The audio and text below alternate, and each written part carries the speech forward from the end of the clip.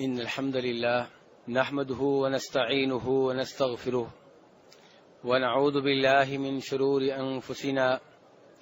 ومن سيئات أعمالنا من يهده الله فلا مضل له ومن يضلل فلا هادي له أشهد أن لا إله إلا الله وحده لا شريك له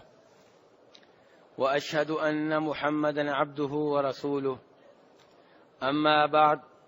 فإن خير الحديث كتاب الله وخير الهدي هدي محمد صلى الله عليه وسلم وشر الأمور محدثاتها وكل محدثة بدعة وكل بدعة ضلالة وكل ضلالة في النار. قال تعالى وأتموا الحج والعمرة لله. میرے بھائیو، آپ جانتے ہیں کہ گزشتہ روز میں نے آپ کے سامنے عمرہ کے فضائل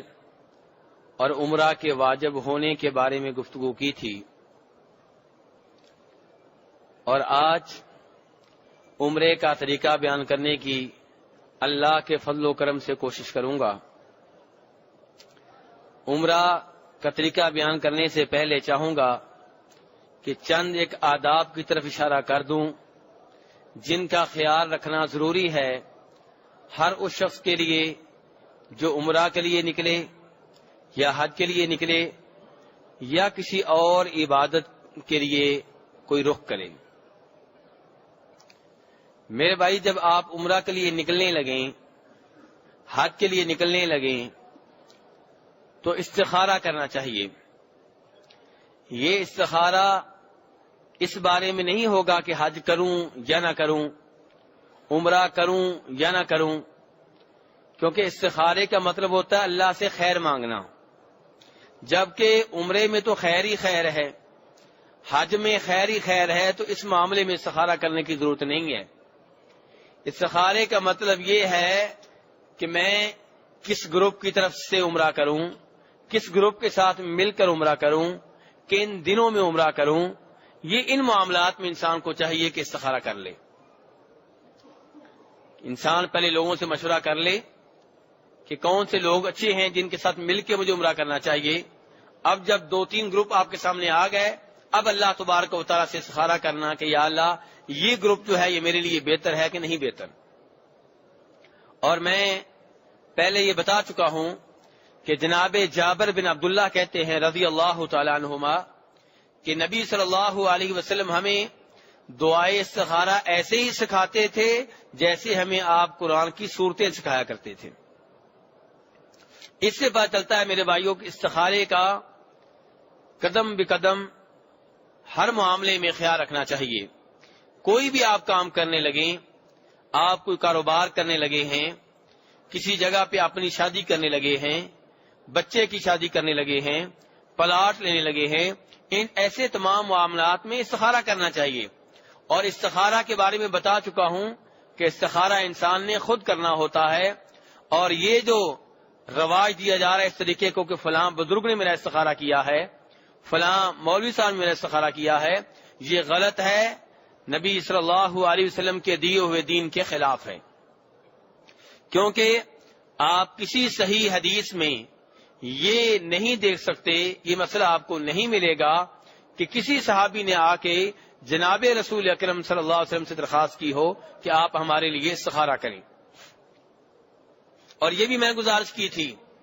کہ استخارہ جائز امر میں ہوتا ہے، واجب میں نہیں۔ واجب کے اوپر تو عمل کرنا ہی کرنا ہے۔ استخارہ جائز امر میں ہوتا ہے، مستحب میں نہیں۔ مستحب تو خیر کا کام ہے، اس میں استخارہ کرنے کی ضرورت نہیں ہے۔ استخارہ جائز کام میں ہوتا ہے، حرام کام میں نہیں۔ حرام کے بارے میں تو اللہ نے پہلے بتا دیا کہ اس کے قریب نہ جاؤ، پھر اس معاملے میں استخارہ کیوں کریں؟ تو میرے بھائی گزارش یہی ہے، کہنے کا مطلب یہی ہے کہ عمرہ کے لیے نکلنے لگیں تو استخارہ آپ کریں گے عمرہ کے بارے میں نہیں، اس گروپ کے بارے میں جن کے ساتھ مل کے آپ نے عمرہ کرنا ہے، کن دنوں آپ نے عمرہ کرنا ہے، ان معاملات میں استخارہ کرنا چاہیے۔ دوسری گزارش یہ ہے میرے بھائی کہ عمرہ کے سفر سے، بلکہ جب آپ پاسپورٹ لے کے نکلیں اسی وقت سے یہ خیال رکھیں کہ آپ کی نیت صاف ہو۔ آپ کی نیت یہ ہو کہ میں عمرہ کرنے جا رہا ہوں تاکہ میرا رب راضی ہو جائے، عمرہ کرنے کے لیے جا رہا ہوں تاکہ مجھے وہ ثواب مل جائے جو اللہ تبارک و تعالیٰ نے عمرہ کرنے والے کے لیے رکھا ہے۔ عمرہ کرنے کا مقصد یہ نہ ہو کہ لوگ کہیں کہ اس آدمی نے اتنے عمرے کر لیے ہیں، لوگ کہیں کہ یہ بہت نیک آدمی ہے، اللہ کی راہ میں عمرے کرتا ہے۔ اگر ایسا کوئی مقصد ہوا تو میرے بھائی ایسا عمل اللہ تبارک و تعالیٰ کے ہاں قابل قبول نہیں ہے، بلکہ صورتحال وہ ہو جائے گی جو اللہ تبارک و تعالیٰ نے کافروں کے بارے میں کہی ہے کہ وَقَدِمْنَا إِلَى مَا عَمِلُوا مِنْ عَمَلٍ فَجَعَلْنَاهُ هَبَاءً مَنْثُورًا، کہ ان کے جو بھی اعمال ہوں گے ان کو ہم ایسے بنا دیں گے جیسے وہ ذرات ہوتے ہیں جو روشنی میں نظر آتے ہیں، جن کی کوئی حیثیت نہیں ہوتی، جن کی کوئی قیمت نہیں ہوتی۔ فرمایا ایسے ہی کافروں کے اعمال کی کوئی قیمت نہیں ہے، اور میرے بھائی ریاکاری کے نتیجے میں بھی عمل ایسے ہی ضائع ہو جاتا ہے۔ پیارے حبیب صلی اللہ علیہ وسلم کہتے ہیں کہ اللہ تبارک و تعالی بہت غیرت والے ہیں، شراکت پسند نہیں کرتے، یہ نہیں چاہتے کہ عبادت میرے لیے بھی کی جائے، کسی اور کے لیے بھی کی جائے۔ فرمایا اللہ تبارک و تعالی نے انا اغنى الشركاء عن الشریک، کہ میں سب سے زیادہ شراکت کو ناپسند کرنے والا ہوں، سب سے زیادہ شراکت سے بے نیاز ہوں۔ جب کوئی ایسا عمل کرتا ہے من عمل عملا اشرک فیہ معی غیری ترکتہ وشرکہ، جب کوئی نیک عمل میرے لیے بھی کرے کسی اور کے لیے بھی کرے، میں کہتا ہوں جو میرے لیے کیا ہے یہ بھی اس کو دے دو، مجھے نہیں چاہیے۔ اللہ تبارک و تعالیٰ اس عمل کو جو آپ نے اللہ کے لیے کیا ہوتا ہے اس کو بھی چھوڑ دیتے ہیں، اس کو بھی ریجیکٹ کر دیتے ہیں کہ یہ بھی اس کے حوالے کر دو۔ اللہ تبارک و تعالیٰ نے میرے بھائیوں یہ کائنات قائم کی ہے اپنی عبادت کے لیے، اس لیے نہیں کہ پیدا کرنے والا وہ ہو، عبادت کے لیے پیدا اس نے کیا ہو، پھر ہم اس عبادت میں کسی اور کو شریک ٹھہرائیں، اللہ تبارک و تعالیٰ کو یہ منظور نہیں ہے۔ اور میرے بھائیوں ریاکاری کا انجام آپ جانتے ہوں گے، نبی صلی اللہ علیہ وسلم نے ارشاد فرمایا کہ سب سے زیادہ مجھے جو خطرہ ہے تمہارے بارے میں وہ شرک اصغر کا خطرہ ہے۔ پوچھنے والوں نے پوچھا اللہ کے رسول صلی اللہ علیہ وسلم شرک اصغر کیا ہوتا ہے؟ فرمایا ریاکاری، دکھلاوا، کہ کوئی عبادت کریں، کوئی نیک عمل کریں اور مقصد کیا ہو کہ لوگوں میں میری اچھی شہرت ہو جائے، لوگوں میں میرا نام پیدا ہو جائے، لوگ میرے بارے میں کہیں کہ یہ بڑا عبادت گزار ہے، یہ بہت نماز پڑھنے والا ہے، یہ بہت حج کرنے والا ہے، یہ بہت روزے رکھنے والا ہے، یہ بہت تلاوت کرنے والا ہے۔ تو یہ جب آپ کا مقصد ہوگا تو اللہ تبارک و تعالیٰ کو ایسی عبادت قبول نہیں ہے۔ اس لیے جب آپ عمرہ کے لیے نکلیں تو آپ اس بات کا خیال رکھیں کہ آپ کی نیت میں بگاڑ پیدا نہ ہو۔ شیطان قدم قدم پہ آپ کی نیت کو خراب کرنے کی کوشش کرے گا۔ جب آپ عمرہ کے لیے پیسے نکالیں گے تب بھی، جب پاسپورٹ لے کے نکلیں گے تب بھی، جب آپ کو ویزا ملے گا تب بھی، جب آپ ایئرپورٹ کی طرف جا رہے ہوں گے تب بھی، جب آپ یہاں پہ اتریں گے تب بھی، جب آپ واپس جا رہے ہوں گے تب بھی۔ اس لیے جب آپ عمرہ کرنے کے لیے آئیں تو آپ کو پتا ہونا چاہیے کہ میں اللہ کو راضی کرنے کے لیے جا رہا ہوں۔ وہ راضی ہوا ہے یا نہیں ہوا مجھے نہیں پتا۔ میرے بھائی جب صورتحال یہ ہے تو پھر ہم یہ کیوں چاہتے ہیں کہ ایئرپورٹ پہ جب اتریں تو ہمیں ہار پہنائے جائیں، ہمارے گلے میں مالا ڈالی جائے، ہمارے اوپر پھول نچھاور کیے جائیں؟ کیا آپ نے گارنٹی حاصل کر لی ہے کہ عمرہ قبول ہو گیا ہے؟ کیا جنت کا سرٹیفکیٹ آپ کو مل گیا ہے؟ پھر یہ ہار کس خوشی میں پہنتے ہیں؟ یہ پھول آپ کے اوپر کیوں نچھاور کیے جاتے ہیں؟ قرآن پاک کی ان آیات کو کبھی نہ بھولیں جن میں اللہ تبارک تعالیٰ فرماتے ہیں والذین یؤتون ما آتوا وقلوبهم وجلة انہم الی ربہم راجعون، کہ وہ لوگ جو اللہ کی راہ میں جو بھی دیتے ہیں اس حال میں کہ ان کے دل کانپ رہے ہوتے ہیں، دہر رہے ہوتے ہیں، ڈر رہے ہوتے ہیں۔ جناب عائشہ نے کہا اللہ کے رسول صلی اللہ علیہ وسلم یہ کون لوگ ہیں جو اللہ کی راہ میں دیتے ہیں پھر بھی ڈر رہے ہوتے ہیں، اللہ کی راہ میں خرچ کرتے ہیں پھر بھی کانپ رہے ہوتے ہیں، یہ کون لوگ ہیں؟ کیا یہ چور ہیں، ڈاکو ہیں، بدکار ہیں، کون لوگ ہیں؟ نبی صلی اللہ علیہ وسلم نے فرمایا ابو بکر کی بیٹی یہ چور نہیں ہے، یہ ڈاکو نہیں ہے، یہ بدکار نہیں ہے، لیکن مسئلہ یہ ہے کہ وہ نیک اعمال کرتے ہیں اور کانپ رہے ہوتے ہیں کہ پتہ نہیں وہ شہنشاہ قبول کرے کہ نہ کرے۔ عمل انہوں نے کر لیا، قبول کرنا نہ کرنا اس کی مرضی ہے۔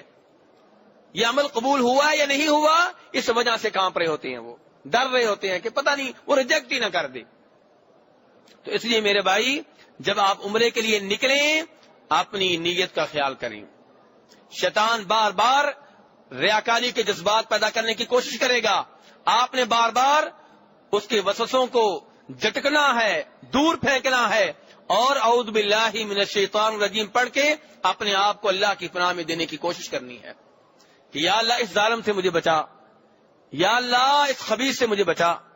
یا اللہ میں اپنے آپ کو تیری پناہ میں دیتا ہوں، اگر تو نے مجھے محفوظ نہ کیا، تو نے پناہ نہ دی تو میرا یہ عمل ضائع کر دے گا، میں نے عمرے کے اوپر جو 1.5 لاکھ روپیہ لگانا ہے یہ ضائع کر دے گا، میں 20 دن دکان بند کر کے جا رہا ہوں بڑی مشکل سے، اگر یا اللہ تو نے میری حفاظت نہ کی، تو نے شیطان سے مجھے نہ بچایا تو میرے یہ دن ضائع ہو جائیں گے، میرا یہ پیسہ ضائع ہو جائے گا۔ اس لیے میرے بھائیوں وہ حدیث نہ بھولیں جس حدیث میں آتا ہے کہ قیامت کے روز 3 آدمیوں کو اللہ تبارک و تعالیٰ کے پاس لایا جائے گا۔ وہ کون سے ہوں گے؟ ایک عالم دین، قرآن کا قاری، دین کی خدمت کرنے والا، دین کا علم پھیلانے والا، اور دوسرا کون؟ سخی، اللہ کی راہ میں خرچ کرنے والا، اور تیسرا کون؟ مجاہد، اللہ کی راہ میں شہادت پانے والا۔ ان تینوں کو لایا جائے گا، اللہ تبارک و تعالیٰ عالم دین سے پوچھیں گے میں نے تمہیں علم دیا تھا، قرآن کی تعلیم کی دولت سے نوازا تھا، بتاؤ تم نے اس کا کیا حق ادا کیا؟ کہے گا یا اللہ میں تیری راہ میں قرآن پاک پڑھتا رہا، لوگوں کو سکھاتا رہا، قرآن کی تعلیم کو عام کرتا رہا، قرآن کے نور کو تقسیم کرتا رہا۔ اللہ تبارک و تعالیٰ کہیں گے کذبتا، تو جھوٹ بولتا ہے۔ اللہ تعالیٰ کیا کہیں گے؟ تو جھوٹ بولتا ہے، تو اس لیے لوگوں کے سامنے تلاوت کرتا رہا، اس لیے قرآن پاک کی تفسیر کرتا رہا، اس لیے دین کے مسائل بیان کرتا رہا تاکہ یہ کہا جائے کہ یہ بہت بڑا عالم دین ہے، یہ قرآن کا بہت بڑا قاری ہے، اور تیرا یہ مقصد حاصل ہو گیا، لوگ تجھے بہت بڑا قاری مانتے رہے، بہت بڑا عالم دین مانتے رہے، اب تیرے لیے میرے پاس کچھ نہیں ہے، فرشتوں کو آرڈر ملے گا اس کو اوندا کر کے جہنم کی آگ میں پھینک دو۔ میرے بھائیو، حدیث مکمل کرنے سے پہلے یہاں اس مسئلے کے اوپر بھی توجہ کریں جو میں نے 2-3 دن پہلے بھی بیان کیا تھا کہ ہو سکتا ہے جس کو آپ ولی سمجھتے ہوں، جس کو آپ عالم دین سمجھتے ہوں، جس کو آپ قرآن کا قاری سمجھتے ہوں، اس کا حشر یہ ہو رہا ہو۔ اس لیے کسی کی گارنٹی نہ دیا کریں، کسی کے بارے میں یہ بات پکے انداز میں نہ کیا کریں کہ یہ اللہ کا ولی ہے، یہ کہیں کہ لگتا ہے اللہ کا ولی ہے، کام اس کے اچھے لگتے ہیں، نیک نظر آتا ہے۔ تو میرے بھائی اس کے بعد اللہ تبارک و تعالیٰ اس شخص سے پوچھیں گے جس کو اللہ نے مال کی دولت سے نواز رکھا تھا کہ میں نے تمہیں مال دیا، تم نے اس میں میرا کیا حق ادا کیا؟ کہے گا یا اللہ تیری راہ میں خرچ کرتا رہا، جگہ بے جگہ خرچ کیا،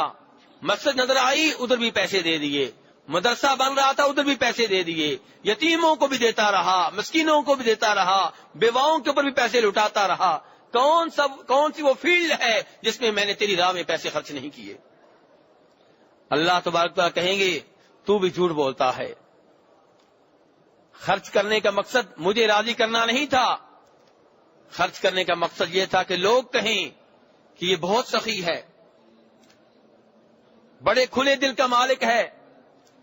اللہ کی راہ میں مال لٹاتا ہے، یہ شہرت تو چاہتا تھا، یہ شہرت دنیا میں تجھے مل گئی، اب تیرے لیے میرے پاس کچھ نہیں ہے۔ فرشتوں کو آرڈر ملے گا اس آدمی کو بھی جہنم کی آگ میں پھینک دیا جائے گا۔ ایسے ہی میرے بھائیوں، شہید اور میں نے پہلے بھی گزارش کی تھی کہ ہم بڑی جلدی سرٹیفکیٹ تقسیم کر دیتے ہیں، یہ بھی شہید، وہ بھی شہید، وہ بھی شہید،